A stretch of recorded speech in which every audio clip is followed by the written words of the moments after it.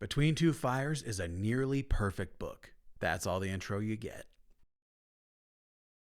France, 1348. The Black Death is sweeping across Europe, decimating the population. In the 7 years that the plague runs rampant, almost half of Europe's population will succumb to it. Some estimate as many as 50 million in total. Set against the backdrop of this mortal, cultural, and spiritual chaos, we follow the adventures of our fallen knight, Thomas, who meets a young girl in a dead Norman village in the countryside. She speaks poetically and prophetically, telling Thomas that the plague is only one piece of the greater puzzle that is the woes of man, and that hell will soon come to earth to wage a second war on heaven. Thomas, along with their new friend the priest Père Matthew, will shepherd the young Delphine to Avignon, where heaven and hell will collide.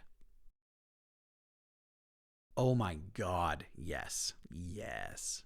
This book gave me nearly everything I could ask for. Intense combat, witty dialogue, beautiful descriptions, and an all-encompassing sense of dread and the macabre. This book reminded me of like a medieval blood meridian.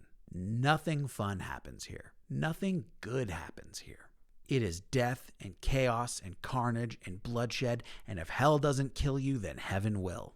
I devoured this book. The settings, the characters, the action, all of it superb. And this book does one of my favorite things in fantasy and horror, and that is scary Christianity. The idea that you don't want to see an angel, because angels are some ass-kicking, name-taking, terrifying badasses. If God sent angels to deal with it, then you are super screwed.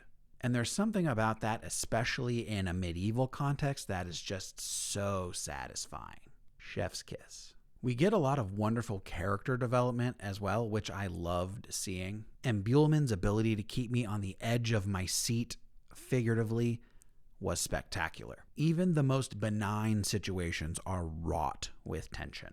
Medieval horror has got to be one of my favorite things in all of this charade that we call life. I cannot get enough. My one gripe about this book is that the ending felt slightly rushed. I'm not sure how to describe it better than that.